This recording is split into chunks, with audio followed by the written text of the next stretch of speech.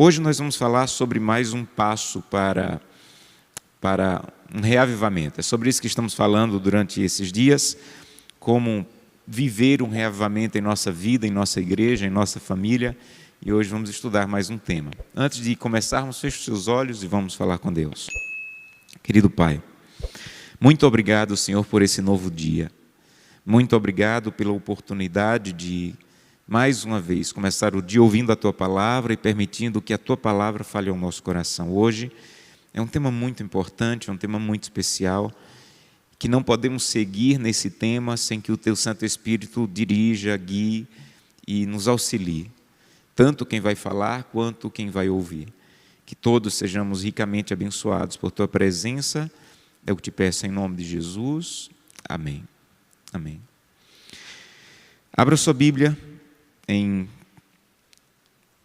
1 João, capítulo 2. Finalzinho da Bíblia, 1 João, capítulo 2. Hoje, a revista dos 10 dias de oração, ela começa a apresentar um tema que nós vamos trabalhar durante os próximos dias, que é sobre o santuário e a função do santuário. E 1 João capítulo 2, verso 1, ele escreve o seguinte: filhinhos meus, estas coisas vos escrevo para que vocês não pequem. Mas se vocês pecarem, temos um advogado junto ao Pai, Jesus Cristo, o justo. E Ele é a propiciação pelos nossos pecados, e não somente pelos nossos próprios pecados, mas ainda pelo do mundo inteiro. Ao longo do Novo Testamento, há uma ênfase forte sobre o que Cristo está fazendo agora no céu. Biblicamente, é muito claro, é muito evidente, a partir principalmente do livro de Hebreus, que Jesus continua no céu com um trabalho no santuário celestial, que o da terra que Moisés construiu era um modelo daquilo que tem no céu. E todo reavivamento, ele precisa passar pela compreensão do que é o santuário e do que acontece no santuário. Quando alguém ia para o santuário, ele ia de maneira clara, dizendo: eu sou ímpio.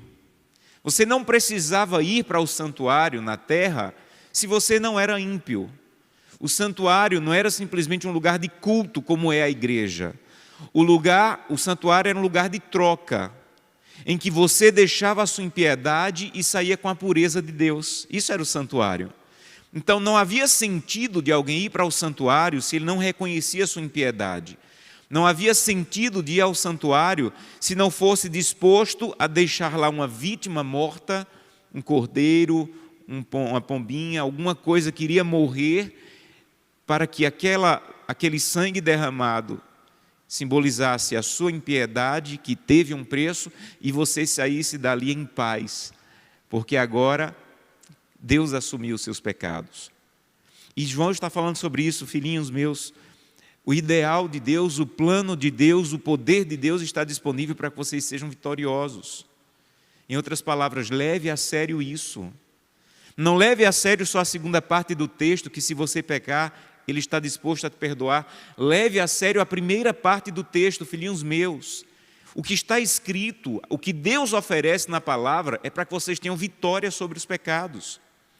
Por isso que eu falei que durante esses dias nós estamos escalando alguns temas, porque eu não gostaria que você ouvisse o sermão de hoje sem compreender os sermões anteriores, que eu falei que vitória sobre o pecado não tem nada a ver com perfeccionismo, com uma geração nos últimos dias que não vai ter mais pecado.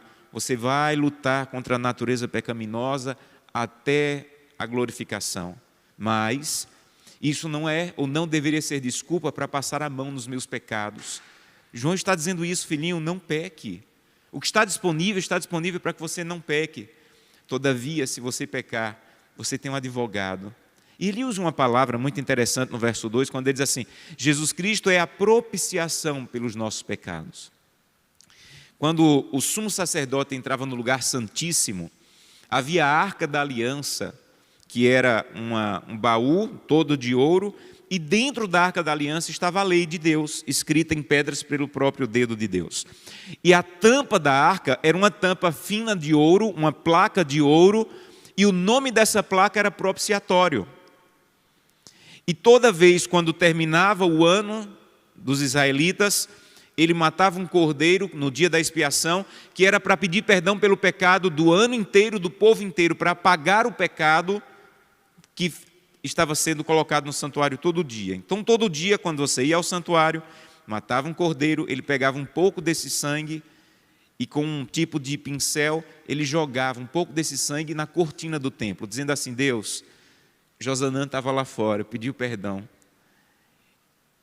E eu estou dizendo aqui agora que o pecado não está mais sobre ele, agora é tua responsabilidade.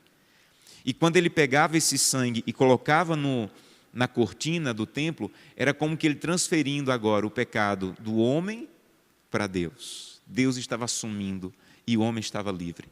E ao longo do ano, esse sangue, esse pecado, esse simbolismo ia sendo acumulado no santuário. E o dia da expiação era o dia para limpar o santuário e apagar todo o pecado que havia sido acumulado ao longo do ano. Mas agora ele não ia mais jogar o sangue no véu. Ele entrava no Santo dos Santos, ele pegava um pouco do sangue da ovelha que havia sido morta lá fora, para pedir perdão pelo pecado do ano inteiro. E ele ia jogar esse sangue em cima da arca. Mas se o sangue batesse na lei, a lei disse: esse sangue é de pecado.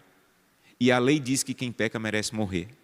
Então, se o sangue batesse na lei, era condenação para o povo inteiro.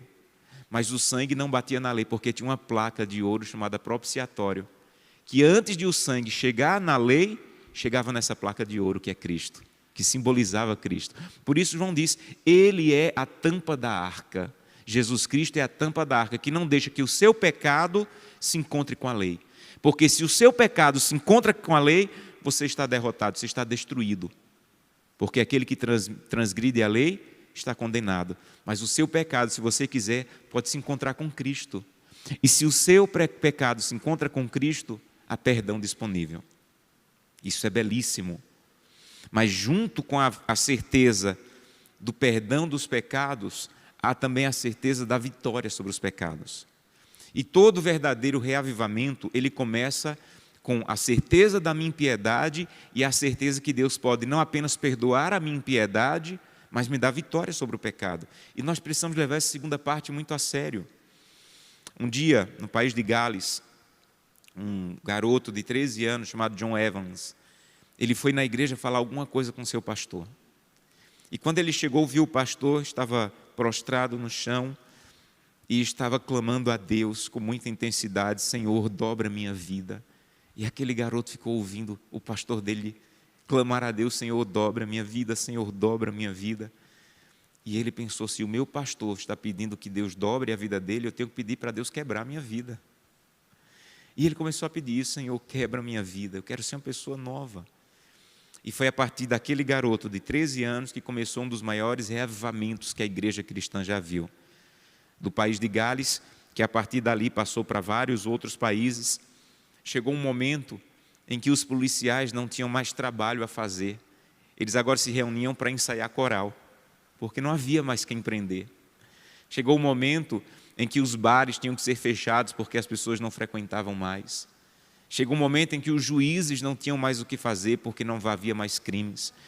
E esse reavivamento que começou, muitos dizem, a partir desse jovem de 13 anos que começou a dizer: Santo Deus, quebra minha vida, eu quero ser uma pessoa nova. E começou a impactar toda a nação. Hoje nós vamos estudar na Bíblia alguns reavivamentos e como há uma coisa em comum em alguns reavivamentos na Bíblia, que é reconhecer a impiedade, abandonar a impiedade e ter vitórias em Deus. Vamos começar em Gênesis. Gênesis fala sobre um reavivamento que aconteceu na vida da família de Jacó. Então abra sua Bíblia em Gênesis, vamos estudar um desses reavivamentos, e esse é na família de Jacó. Gênesis capítulo 35. Gênesis capítulo 35, vamos ver os versos 2 e 3. Vejam, o capítulo 34, é importante o contexto, os filhos de Jacó estavam vivendo em muita impiedade. E um dia eles se levantaram para vingar. A irmã deles havia sido abusada e eles quiseram vingar com as próprias mãos. Entraram numa cidade e mataram todos os homens. Eles eram só uma família, não eram guerreiros. E Jacó agora pensou: meu Deus, olha como está minha família. Em algum momento você já pensou isso? Meu Deus, olha como está minha família. Talvez eu esteja falando para uma mãe ou um pai que diz isso a Deus todo dia: meu Deus, olha como está meu filho, longe do Senhor, longe da tua casa, longe da igreja. E Jacó percebeu isso. Meu Deus, olha como estão os meus filhos, olha o que os meus filhos fizeram. Eles entraram na cidade, mataram todos, se vingaram com a própria mão, ainda usaram um artifício religioso, a circuncisão, para enganar as pessoas. Então foi engano, mentira, mau testemunho, assassinato, tudo junto. Aí Jacó chegou um momento que ele disse: eu preciso de um reavivamento na minha família. Há muita impiedade na minha casa, eu preciso de um reavivamento. Jacó percebeu que ele não precisava de outros filhos, de outro casamento, ele percebeu que ele precisava de um reavivamento. E no capítulo 35, verso 2, ele diz assim: então disse Jacó à sua família e a todos que estavam com ele: lançai fora os deuses estranhos que há no vosso meio. Purificai-vos e mudai as vossas vestes. Então vamos nos levantar, vamos de volta a Betel, e eu farei ali um altar. O altar era o princípio do santuário. O santuário, antes de ter o santuário, tudo era um altar, em que as pessoas, quando montavam o altar, estavam reconhecendo sua impiedade para ir à presença de Deus. Vamos montar um altar ao Deus que me respondeu no dia da minha angústia e me acompanhou no caminho por onde andei. Então, verso 4, eles entregaram a Jacó os deuses estranhos que tinham nas mãos, os brincos que estavam sobre as suas orelhas, e Jacó enterrou tudo no carvalho que está junto a Siquém. Você quer ver um reavivamento? Jacó está dizendo: deixa eu te dizer como eu fiz um reavivamento na minha família. Primeiro, nós reconhecemos que éramos ímpios, que havia impiedade em casa, que havia coisas na nossa casa que não deveriam estar na casa de uma pessoa de Deus. Nós reconhecemos que haviam coisas na nossa casa que nós deveríamos abandonar. Sabe a segunda coisa que Jacó fez? Ele voltou para onde tinha começado o encontro dele com Deus. Então Jacó estava dizendo assim: eu vou voltar ao primeiro amor. Eu vou voltar às primeiras obras. O lugar que eu tive, Betel, foi o lugar que ele teve o sonho da escada, que ele teve um encontro com Deus, que ele fez o compromisso de ser fiel a Deus nos dízimos. Ele disse assim: vamos voltar para lá. Vamos resetar. Vamos voltar.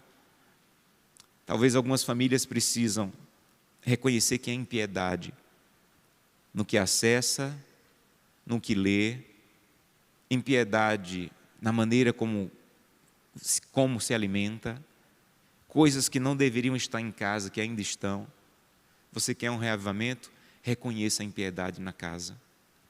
Reconheça a impiedade na maneira como trata a esposa, como trata o esposo, como trata os filhos.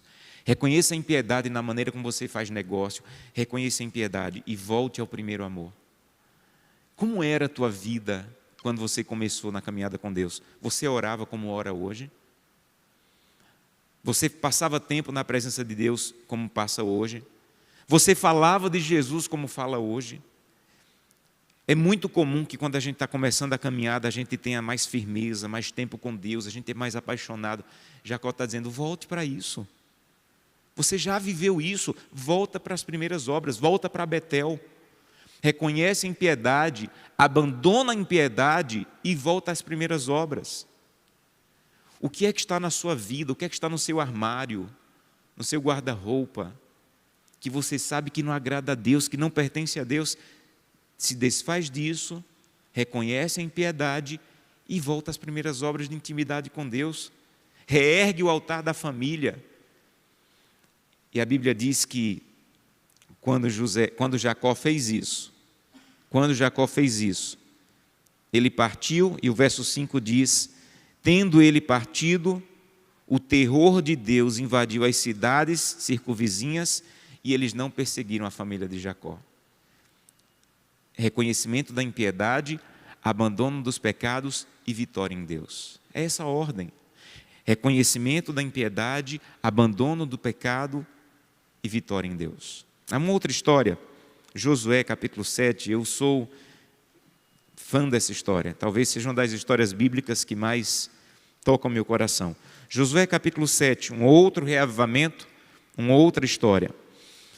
O capítulo anterior diz que o povo de Deus venceu Jericó, uma cidade dificílima, uma cidade grandiosa, uma cidade poderosa, e pelo agir de Deus, eles venceram Jericó, destruíram Jericó. Agora, eles tinham que destruir uma cidade chamada Ai, que era nada.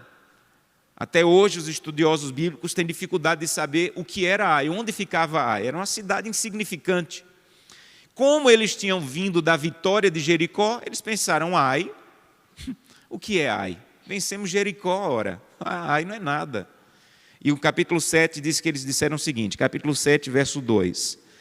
Enviou, pois, Josué de Jericó alguns homens para a cidade de Ai, que está em Bet-Aven, ao oriente de Betel, e falou-lhes dizendo, subam, espiem a terra. Eles subiram e espiaram a terra de Ai. E voltaram para Josué e disseram, não precisa subir o povo todo, apenas 3.000 homens para se ferir Ai. Não precisa cansar todo o povo, porque ali quase não tem inimigos. Isso é muito fácil, nós somos fortes, nós vencemos Jericó, nós somos o povo de Deus, Deus tem quase que a obrigação de nos abençoar, então vamos com a nossa força, nossa capacidade, nossa sabedoria. Verso 4. Assim, pois, subiram lá do povo uns 3.000 homens, os quais fugiram diante dos homens de Ai.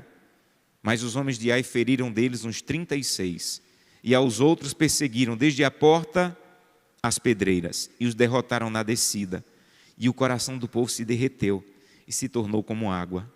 Então Josué rasgou as suas vestes, se prostrou em terra sobre o rosto perante a arca do Senhor. Sabe o que é a arca do Senhor? O santuário de novo. Até a tarde, ele e os anciãos de Israel, e deitaram pó sobre a cabeça. Então disse Josué, Senhor Deus, por que fizeste esse povo passar o Jordão, para nos entregar nas mãos dos amoreus, para nos fazerem perecer? Tomara que nos contentássemos e ficar do outro lado do Jordão. Senhor, o que eu vou dizer? Pois Israel virou as costas diante dos seus inimigos. Ouvindo isso, os cananeus e todos os moradores da terra vão nos cercar, nos destruir. E o que será do teu grande nome? Então disse o Senhor a Josué, levanta-te. O que você está fazendo aí prostrado? Porque Israel está prostrado sobre o seu rosto. Israel pecou. Como diz a sua Bíblia? Israel pecou. Israel pecou e violaram a minha aliança. Aquilo que lhes ordenara, pois tomaram das coisas condenadas, furtaram, dissimularam, até debaixo da sua bagagem o puseram, pelo que os filhos de Israel não podem resistir aos inimigos. Viraram as costas diante deles, porque Israel fez coisa condenada. Eu já não irei convosco, se você não eliminar do vosso meio as coisas condenadas. Levanta-te, santifica o povo e diz, santificai-vos para amanhã, porque assim diz o Senhor Deus de Israel, há coisas condenadas no vosso meio, ó Israel. Aos vossos inimigos você não pode resistir, enquanto não eliminar do vosso meio as coisas condenadas. Meus irmãos, imagina Josué, indo à presença de Deus, dizendo, Santo Deus, por que essa derrota? Por que isso está acontecendo na nossa família? Por que isso está acontecendo? Deus diz assim, Josué, levanta. Não é hora de chorar, é hora de agir. Não é hora de dizer, Santo Deus, por que isso está acontecendo? É hora de tirar do meio de vocês coisas que estão condenadas e que não deveriam estar no meio do povo de Deus. Então, às vezes, nós estamos dizendo, Santo Deus, nos dá vitória. Quando Deus diz assim, eu quero te dar vitória, mas tem coisa condenada, você está abraçado à coisa condenada. E Deus diz uma coisa muito séria aqui. Deus diz, não é tempo de lamentar, é tempo de agir. Não é tempo de chorar pela derrota, é tempo de reconhecer a impiedade e abandonar a impiedade. E para mim um dos versos mais tristes é quando no verso 12 diz assim, já não serei convosco, já não serei convosco. Já não serei convosco porque você abraçou o pecado. Você quer que Deus venha a ser com o teu casamento, com a tua família, com a tua vida, com os teus filhos? Talvez Deus esteja dizendo, já não serei convosco, porque é impiedade, que você está abraçando a impiedade. Leve a sério, não o pecado na vida dos outros, leve a sério o pecado na sua vida. Chame o pecado pelo nome, mas não na vida dos outros. Comece chamando o pecado pelo nome na sua própria vida. Nós somos muito bons para chamar o pecado pelo nome na vida dos outros, mas nós dissimulamos muito quando temos que chamar o pecado pelo nome na nossa vida. Na vida dos outros é pecado, na minha vida é falha. Na vida dos outros é impiedade, na minha vida é deslize. Deus está dizendo, leve a sério a impiedade no meio de vocês. E o verso 12, Deus diz assim, já não serei convosco. Deus está dizendo assim, eu vou dizer qual é o problema de vocês. O seu maior problema, Josué, não é a presença do inimigo, é a ausência de Deus. Eu não estou com você. Esse é o seu problema.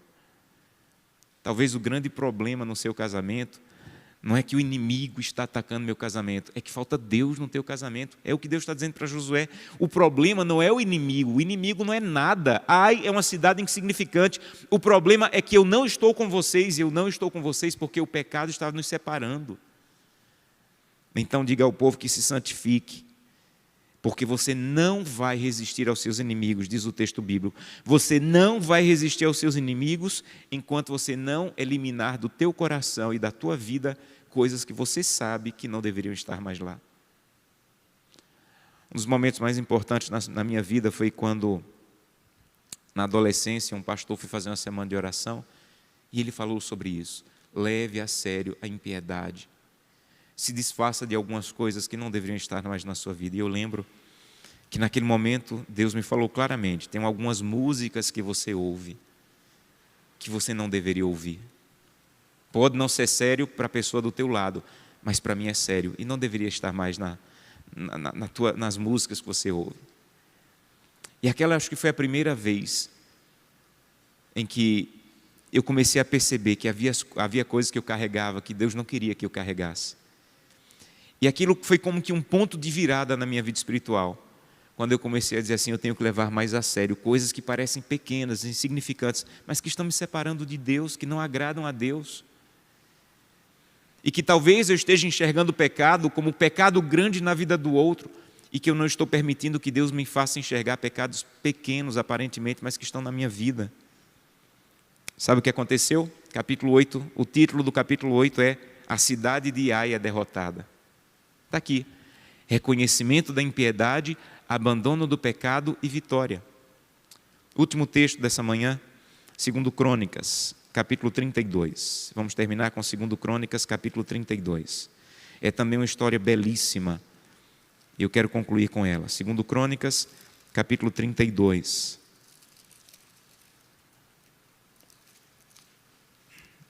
Essa é a história de um rei, um dos reis mais grandiosos da história de Israel. 2 Crônicas 32, o rei Ezequias, a partir do verso 1, diz: depois destas coisas e desta fidelidade, veio Senaqueribe, rei da Assíria, entrou em Judá, acampou-se contra as cidades fortificadas e intentou apoderar-se delas. Vendo, pois, Ezequias que Senaqueribe vinha e que estava resolvido a pelejar contra Jerusalém, resolveu, de acordo com os seus príncipes e os seus homens valentes, tapar todas as fontes das águas que havia fora da cidade. E eles ajudaram.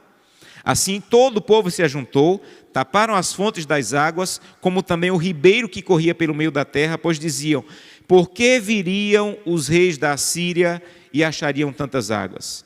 Ele cobrou ânimo, restaurou todo o muro quebrado, sobre ele ergueu torres, levantou um muro por fora, fortificou a Milo na cidade de Davi, fez armas e escudos em abundância, pôs oficiais de guerra sobre o povo, reuniu-os na praça perto da porta e lhe disse ao coração: sejam fortes e corajosos, não tenham medo, nem vos assustem, por causa do rei da Síria, nem por causa de toda a multidão que está com ele, porque há um só conosco, que é maior do que todos que está com ele. Com ele está o braço de carne, mas conosco o Senhor nosso Deus, para nos ajudar e para guerrear as nossas guerras.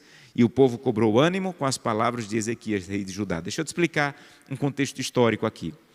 Quando havia uma guerra naquele tempo, as cidades que eram muradas, a guerra acontecia assim: o rei inimigo vinha, como não conseguia invadir, ele ficava do lado de fora, esperando que o povo de dentro ficasse com fome e ou morresse ou abrisse o portão para eles invadirem.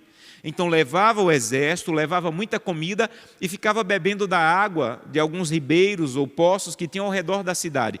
E ficavam lá por meses. Há descrições históricas de anos, que ficavam esperando os de dentro desistirem.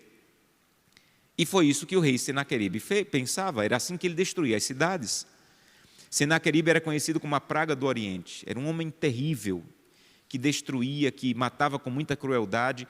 E quando ele foi destruir Jerusalém, tentar destruir a cidade do povo de Deus, o rei Ezequias disse assim: olha, eles vão vir, ele vai cercar a cidade, mas por que ele vai beber água da nossa água? Então vamos tapar as fontes das águas, porque o inimigo com sede vai embora rápido. Essa era a ideia de Ezequias: o inimigo com sede vai embora rápido. Deixa eu aplicar para a tua vida. O inimigo vai vir. Já preguei sobre isso. Não importa quanto você ore, ele vai tentar destruir teu casamento. Não importa quanto você ore, ele vai tentar destruir teus filhos. Não importa quanto você busque a Deus, o inimigo vai vir tentar destruir tua vida. A questão é que o inimigo está vindo e nós estamos dando água para ele beber. Com o que nós acessamos, com o que nós ouvimos, com o que nós vestimos, com o que nós comemos. Que o inimigo venha, tudo bem, é inevitável, mas por que eu vou dar água para ele beber no meu coração? Quando eu digo: Santo Deus, eu quero levar a sério o pecado que tem no meu coração e quero a tua ajuda para vencê-lo, o que você está dizendo é que o inimigo venha, mas no meu coração ele não bebe água. Sabem, quando eu acordo de madrugada para buscar a Deus, o que eu estou dizendo é: Santo Deus, eu quero tapar as fontes das águas, onde o inimigo pode beber água na minha vida. Que ele venha hoje me destruir, mas que ele vá embora rápido, porque o inimigo com sede vai embora rápido. Quais são as fontes das águas que ainda estão abertas na tua vida, no teu coração, em que o inimigo ainda está bebendo água? Quais são os lugares, as atitudes, os pensamentos, as ações em que o inimigo ainda está tendo acesso à tua vida?